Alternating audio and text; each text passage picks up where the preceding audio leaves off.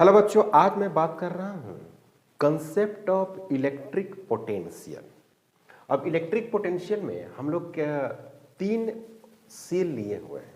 Concentric, जिसका common centre यहाँ पर है। ये सेल है, इस पे चार्ज QA है, इसका नाम A है, इसका रेडियस RA है। एक B सेल है, उसके ऊपर से है, A के ऊपर से है, इस पर QB चार्ज है और इसकी रेडियस RB है।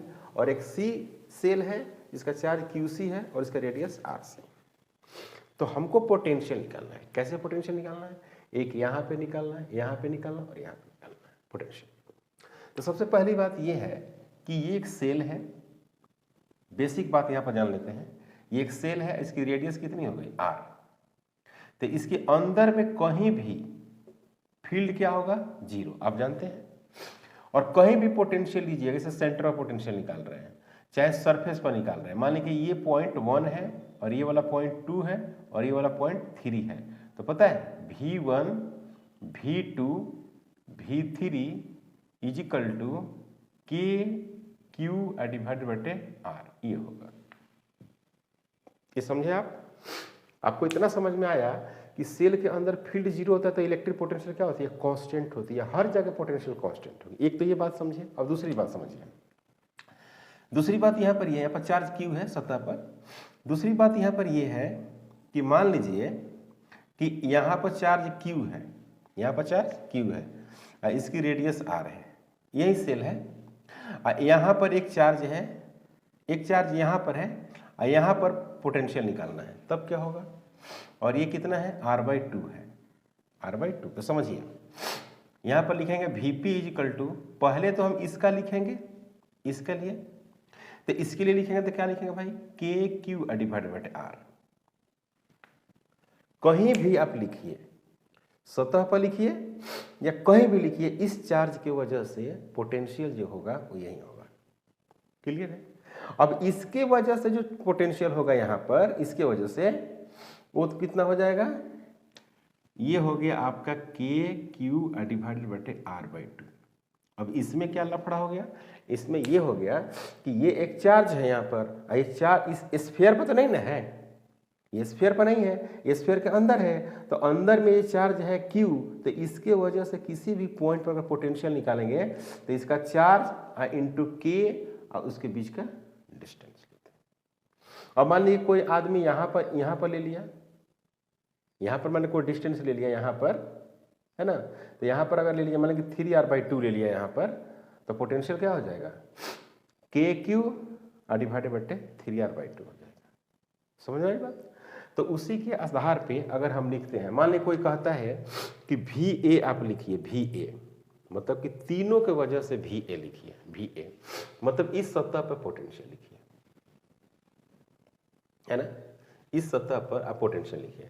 इसके सतह पर जब पोटेंशियल लिखिएगा, आप गौर करिए इसके लिए, तो इसका क्या लिखिएगा? पहले ये वाला क्या लिखिएगा? ये वाला जो लिखिएगा, इसकी वजह से लिखिएगा, वो सतह पर लिखिए और चाहे अंदर में कहीं भी लिखिए, बात बराबर होगा। इसके लिए लिखिएगा। तो यहाँ पर मैं समझाया।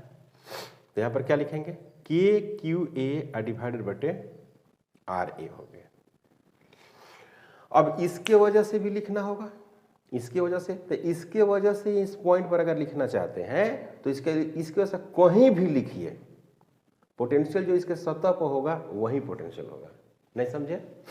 इस पॉइंट पे मतलब फर्स्ट वाला के सतह पर इसके वजह से अगर पोटेंशियल लिखना चाहते हैं बड़ा वाला के, तो जो सतह पर इसका होगा पोटेंशियल B के चलते, वही पोटेंशियल कहीं भी होगा। समझ में आया बात? तो क्या लिखेंगे? KQB डिवाइडेड बटे RB लिखेंगे। उसी तरह से इसका क्या लिखेंगे? इसके वजह से इस पॉइंट पर आप पोटेंशियल लिखना चाहते हैं, तो जो यहाँ पे होगा वही कहीं भी होगा, तो यहाँ पे भी वही होगा, यानी KQC डिवाइडेड बटे RC हो गया। समझ में आया बात? नहीं आया? तो इसमें लिखने वक्त इसका कोई कंसेप्ट यूज नहीं हुआ, सिर्फ इसका कंसेप्ट यूज हुआ है, क्योंकि अंदर की बात होती है। अब देखिए क्या यूज हो रहा है। अब QB VB मतलब इस जगह पर पोटेंशियल चाहते हैं। इस जगह पोटेंशियल क्या है? VB। इस जगह पोटेंशियल क्या माने हैं? VA।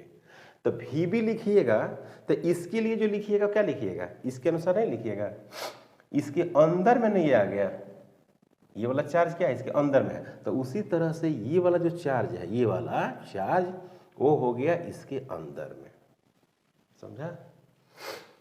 ये वाला जो चार्ज है QA वो किसके अंदर में है, इसके अंदर में है, इसके अंदर में। तो इस पॉइंट पर आप पोटेंशियल चाहते हैं और चार्ज कहाँ है, अंदर है।